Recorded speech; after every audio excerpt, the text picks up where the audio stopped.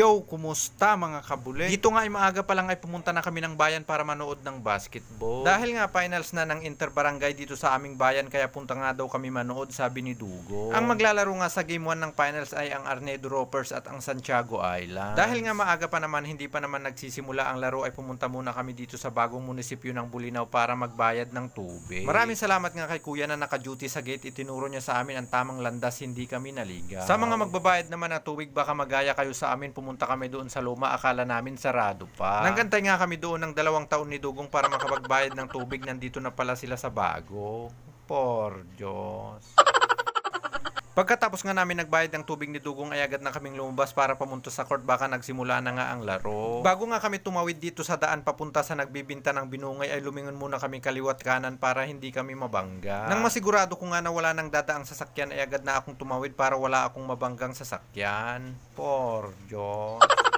Napakasarap nga talaga ng binungay ng Bulinaw, Pangasinan, kaya bili muna tayo, sabi ni Dugo. Mamaya na lang tayo bibili, sabi ko kay Dugong, baka nagsimula na ang laro dahil pila pa naman ang bumibili. Bumili na lang nga muna kami ng pakwan dahil napakamura, 21 tulusan niya. So, pagkatapos nga namin bumili ng murang pakwan, ay pumunta na kami dito sa court. Eksakto, nagsimula na ang laro. Eksakto rin nga wala na kaming pagpwestuhan para manood dahil kung saan-saan pa nga kami pumunta. Mabuti na lang nga may nakita kaming maluwag na space, kaya agad naming pinuntahan. Dito nga nakahanap na rin kami ng magandang pwesto para naman makakuha kami ng magandang video. Dito nga hindi ko muna i-voice over para mapanood naman natin ang mga nangyaring highlights sa laro.